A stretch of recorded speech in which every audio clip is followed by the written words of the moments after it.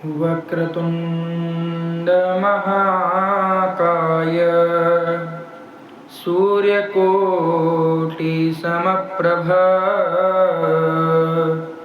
निर्विघ्नं कुरु मे देव सर्वकार्येषु सर्वदा।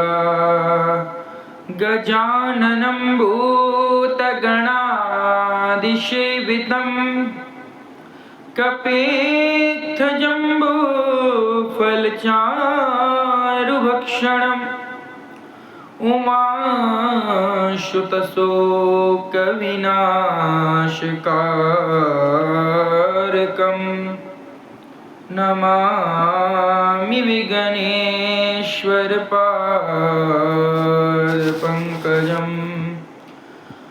गुरुर्ब्रह्मा गुरुर्विष्णु गुरुर्देवो महेश्वराय गुरुर्साक्षात् परब्रह्म तस्मै श्री गुरुवे नमः। अखण्डमङ्गलाकारं व्याप्तं येन चराचरं तत्पददर्शितं येन तस्मै श्री गुरुवे नमः। कर्पूरगौरं करुणावतारं संसारसारं भुजगेन्द्रहारं सदा वसन्तं हृदयारविन्दे भवं भवानी सहितं नमामि। कृष्णाय वासुदेवाय हरये परमात्मने प्रणतः क्लेशनाशाय गोविन्दाय नमो नमः।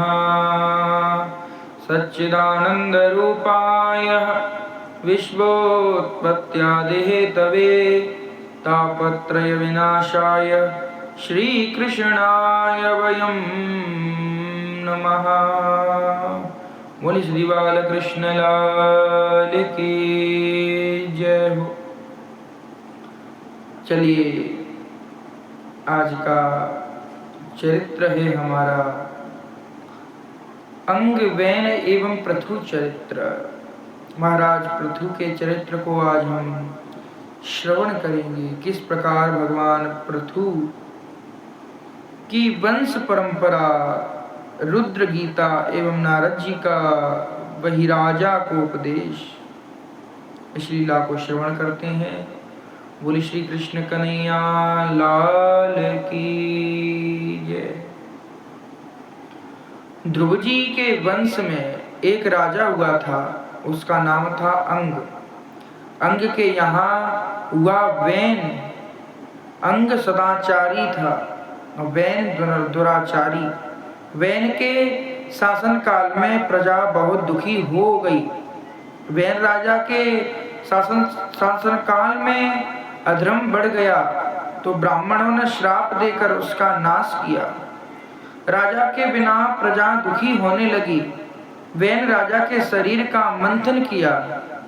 वैन राजा के शरीर का मंथन किया गया। प्रथम एक काला पुरुष प्रकट हुआ। नीचे के भाग में पाप होने के कारण उसका मंथन करके प्रथम तो पाप निकाल दिया गया।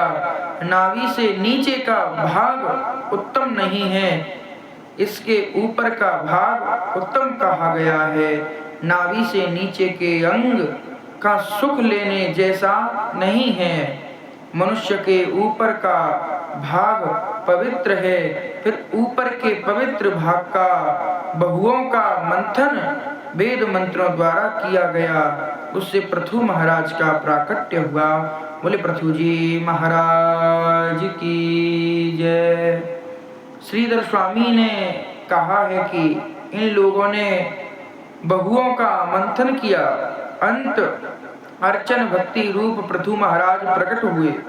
यदि हृदय का मंथन किया गया होता तो साक्षात नारायण प्रकट हुए होते। पृथु महाराज अर्चन भक्ति के स्वरूप हैं। अंत उनकी रानी का नाम अर्ची है। अर्चना भक्ति में पृथु के श्रेष्ठ हैं। वे नित्य महाअभिषेक करते थे। अंत उनके शासनकाल में प्रजा सुखी हुई। उन्होंने अश्वमेघ यज्ञ भी किए। इस यज्ञ में अश्वों को बंधन रहित करके उसकी इच्छा अनुसार घुमाया जाता है। यदि अश्व कहीं बांध ना जाए तो यज्ञ में उसका बलिदान किया जाता है। अश्व वासना का स्वरूप है। यदि वह किसी विषय के बंधन में फंसे हों तो आत्मस्वरूप में लीन होता है। यदि वासना किसी विषय के बंधन में फंस जाए तो विवेक से बुद्धि उसके करके उसे शुद्ध करना होता है। पृथु के इस अश्वमेघ यज्ञ में इंद्र ने बाधा उपस्थित की। वे इस अश्वमेघ को ले गए। उस यज्ञ में अत्रि महाराज बैठे हुए थे। पृथु का पुत्र घोड़ा वापस ले आया। उस समय भगवान प्राकट्य हुए।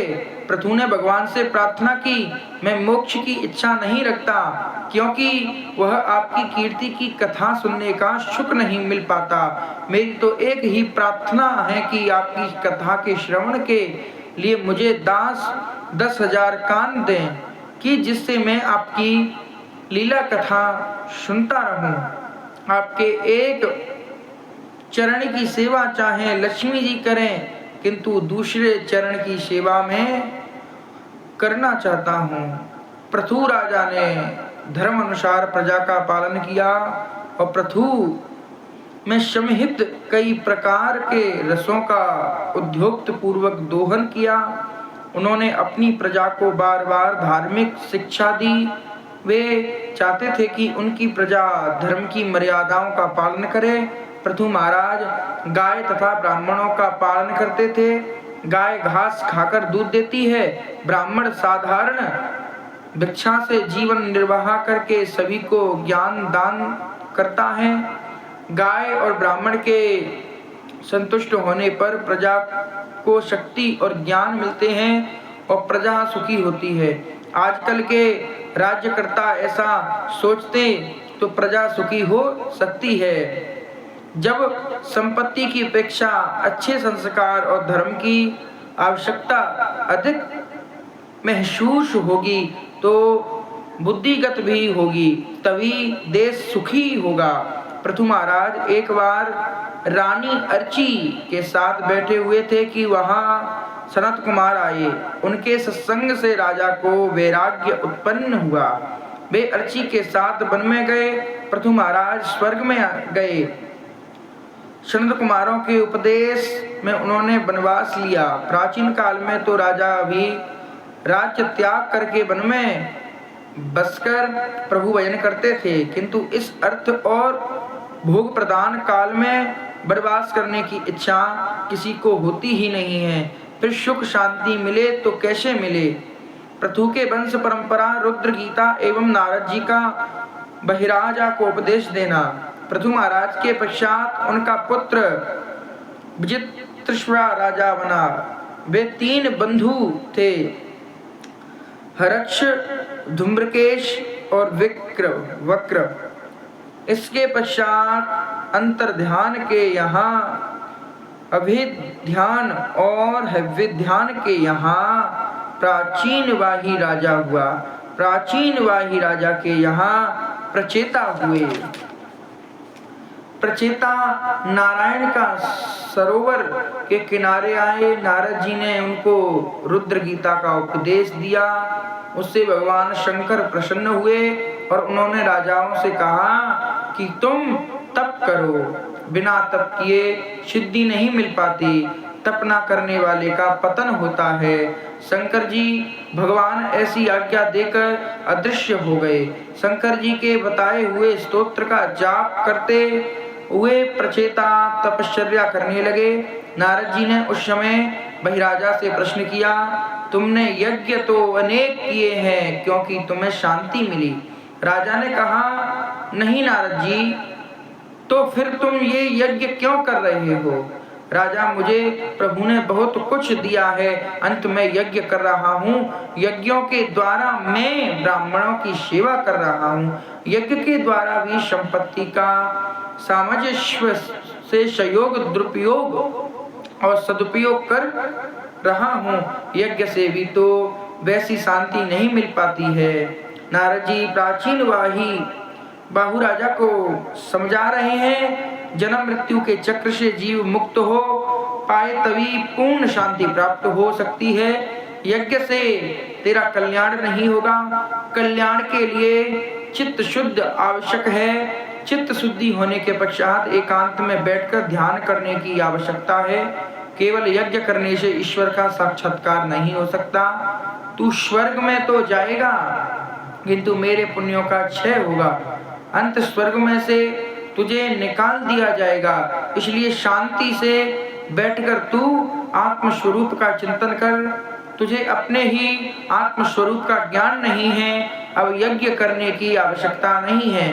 शांति पूर्व ईश्वर की तू आराधना कर। राजा ने कहा, आप बड़ा अच्छा उपदेश दे रहे हैं। नारद जी कहते हैं, मुझे अपने ही स्वरूप का ज्ञान नहीं है। जो स्वयं के स्वरूप को पहचान नहीं सकता, वह ईश्वर को कैसे पहचान सकेगा? मैं एक कथा सुनाता हूँ, ध्यान से सुने। वह है पुरंजन की। पुरंजन कालायं महाकालो विकटः, सर्व पापान विश्वक्षु महारुद्रो महादहे। बोले श्री आनंद कंद भगवान की जय।